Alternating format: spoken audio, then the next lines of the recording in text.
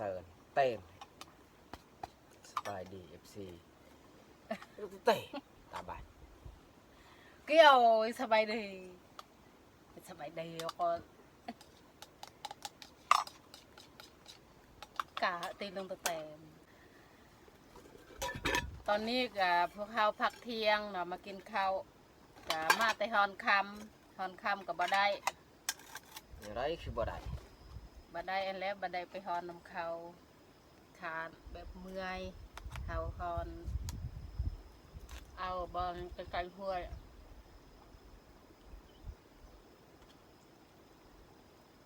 มากินข้าวเที่ยงน้ำกัน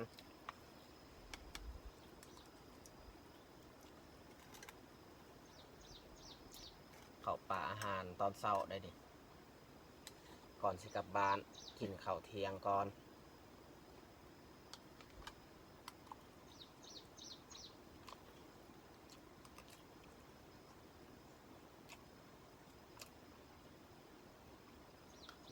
เจ้าของเที่ยงนี่เพิ่นยังบ่ทันมา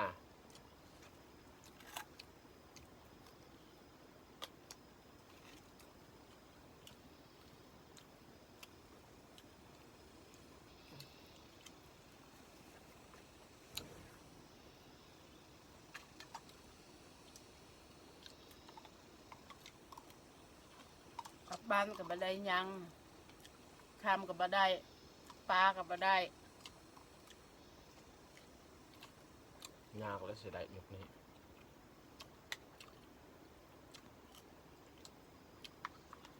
มันมีห้วยหนึงที่ไปใกล้จากบ้านสุดมีปลาหลายห้วยนั้น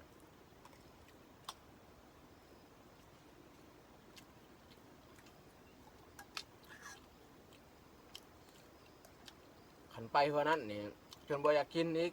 ปลาเพราะมันหลาย แต่ว่าห้วยบ่ได้ง่ายซ้ำอยู่นี่ดอกห้วยน้อย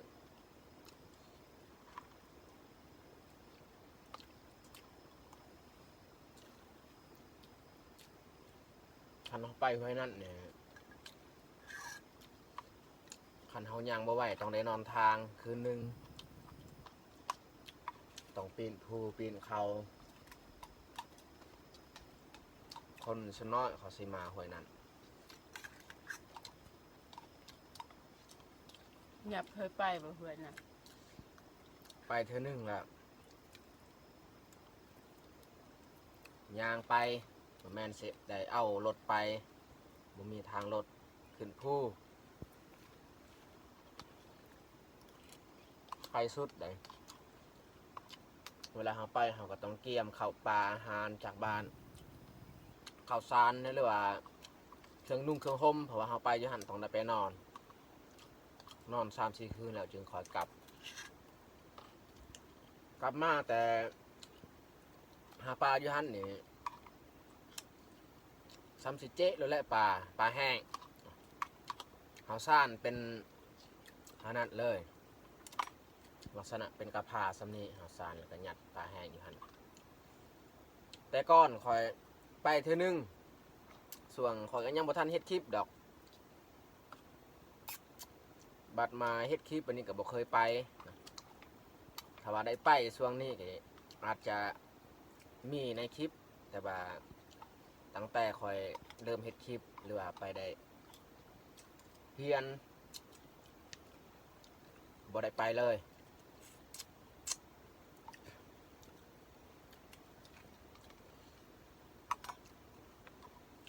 กินต้มปลาตอนเช้านี่แหละ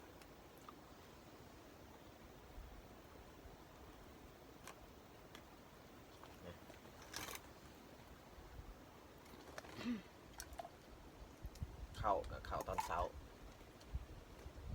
ยังหลาย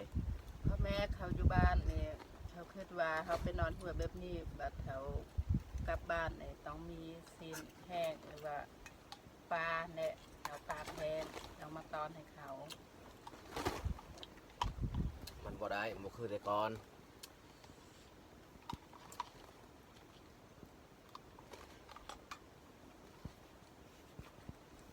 ตอนนั้นไปกับอัน บ่เปลือกเบายืงแล้วบ่ได้หยังกลับบ้านบ่มีสินแห้งซ้ำเฮาสิกินก็สิบ่กุ้มแหละทุกคนเลยหรือว่าย้อนเขาปล่อยสิ่งที่ผิดบ่มันลงน้ำเฮ็ดให้ปลามันตายปลาบางชนิดตายปลาที่เขาได้มันก็เหลือแต่ปลาจาดนี่แหละปลาเนื้ออื่นบ่ค่อยได้แล้ว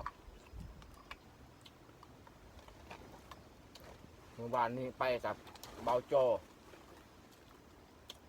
ก็ว่านแห่แล้วก็งมเลยงมจกตามหูหินก็บ่ได้คือกันกับไปตัวเปล่าบ่ได้พอโต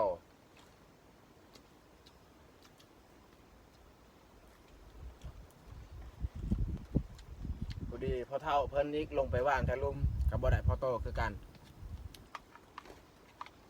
แต่ก่อนสมัยรุ่นพ่อบอกว่ารุ่นพ่อรุ่นค่อย4-5 ปีหลังขันเขาได้ว่านความยาวซ้ำคอยกับเบาโจวานเมื่อวานนี้นี่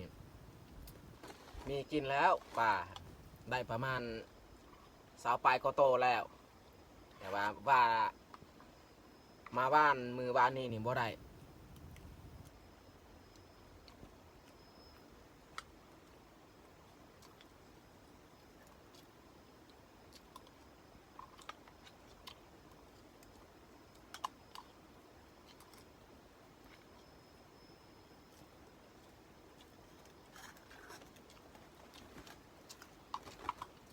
มีโอกาสสิพาเตื้อไปนอนห้วยห้วยละซ้ำบางที่ได้เยอะซ้ำเขากินนี่แหละแต่ว่าห้วยละแง่นี่ยอมแล้วห้วยละซ้ำนี่คันเขาว่านแห่ได้ซ้ำอาหารกิน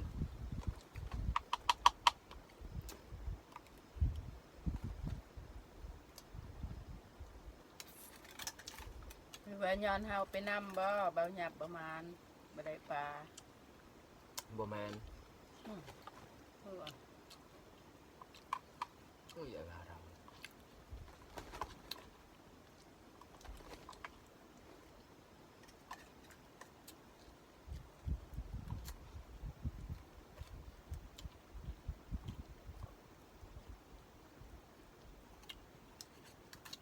เจ้าของเที่ยงอยู่นี่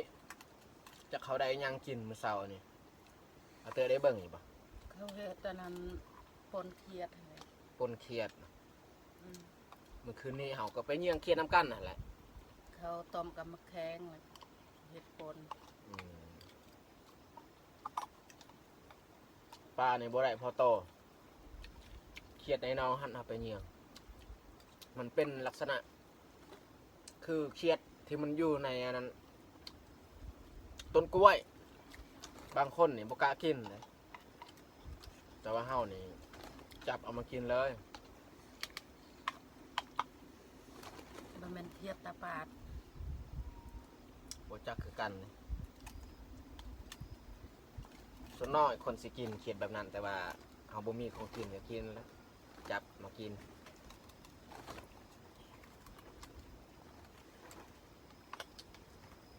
ดีกว่าบ่ได้กิน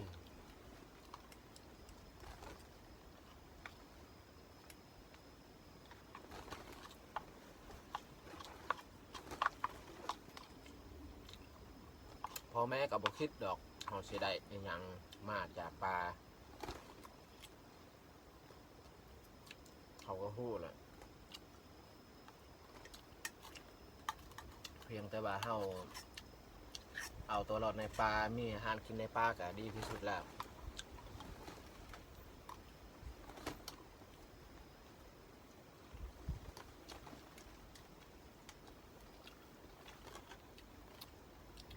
อันว่าในพานมาเสื่องเขาเห็นกวางหั่นมีอาหารแน่นอนแล้ว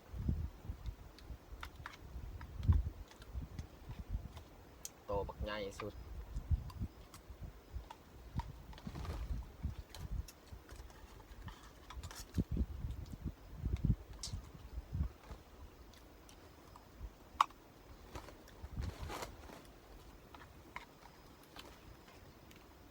กิน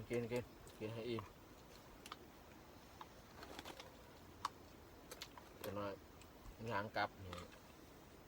หิวอีกบ่ฮอดบ้าน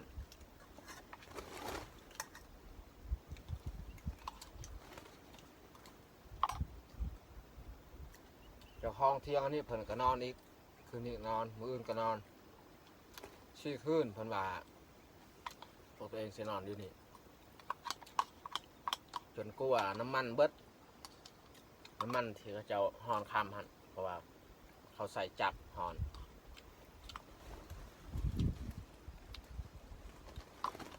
เครื่องจักรหั่นนี่แม่นเครื่องจักรที่ดูดน้ำ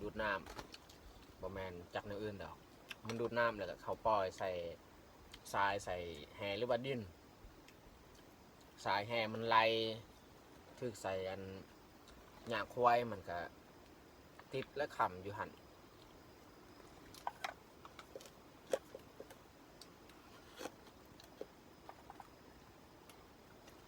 แต่ว่าบ่ฮู้ว่าคุ้มหรือบ่ที่เขาเจ้าเฮ็ดอาจจะคุ้มอยู่เฮาท่ามื้อวานนี้นี่ลิตรหนึ่งบางทีก็มื้อหนึงหรือว่าลิตรปลายสำนั้นเพิ่นว่าใส่น้ำมันแล้วข้าวฮ้อนค่ำหันมื้อหนึงอาจจะได้4-5 ลีก็ได้4-5 แสนนะแต่ว่าของเฮาฮ้อนกับมือบ่ได้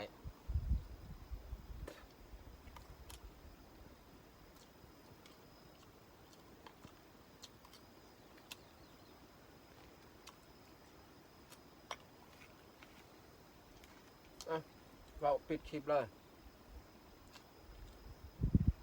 เราก็สิกินข้าวแล้วก็ออกเดินทางกลับบ้านแหละ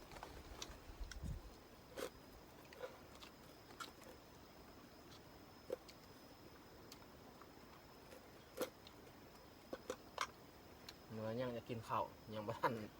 กาวปิดกินสัตว์ กินข้าวยังบ่ทันอิ่ม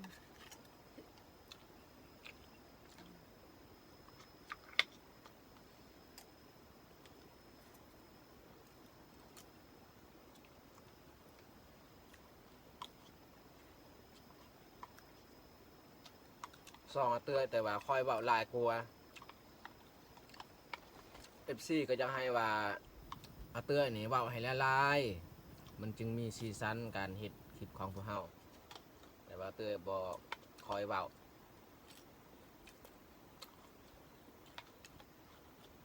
มันมีทฤษฎีสิเว้าลายก็บ่เป็น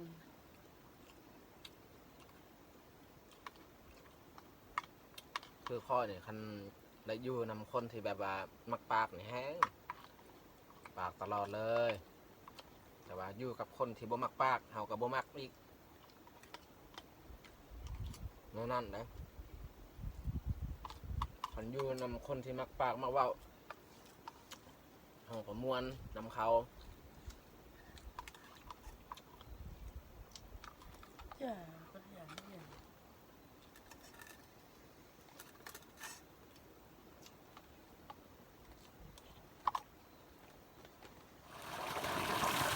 เรากินข้าวแล้วก็เอาถ้วยบ้วงมาล้างนะเอาหม้อมาล้าง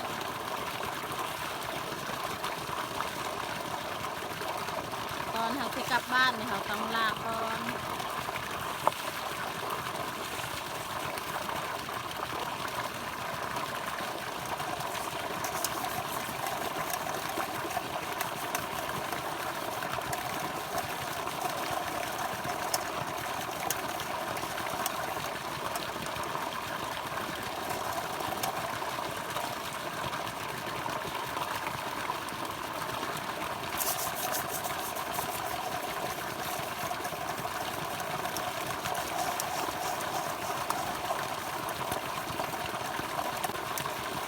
เมื่อเวลาเขาเข้าปลาหรือว่าเขาให้มันก็อยู่เอาไป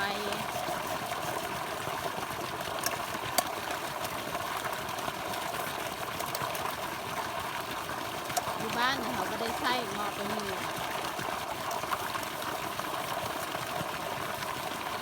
หม้อ 2 อันนี้ก็มีแต่เขาเอาไปใส่อุปลาอยู่ไห้หรือว่าเวลาลงห้วยแบบนี้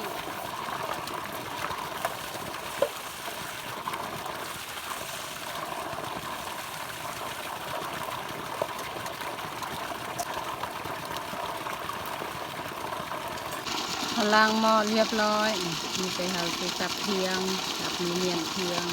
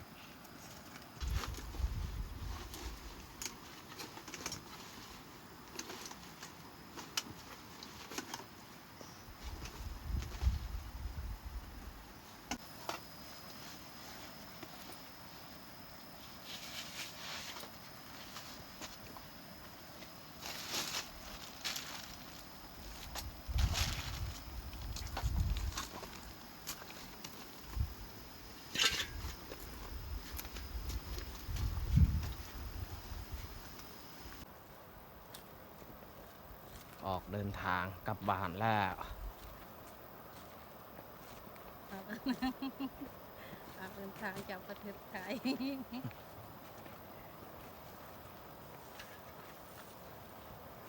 แต่ว่าบ่ได้หยังกลับไป ของฝากของตอนบ่มีจากป่าบ่ได้หยัง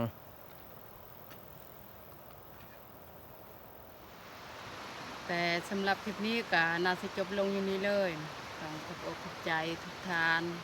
ที่เข้ามาเบิ่งมาชมแต่ตอนจนจบถ้ามักคลิปนี้ก็อย่าลืมพากดไลค์ถ้าถูกใจก็อย่าลืมพากดแชร์เพื่อมีกำลังใจให้เพื่อได้เฮ็ดคลิปต่อๆไป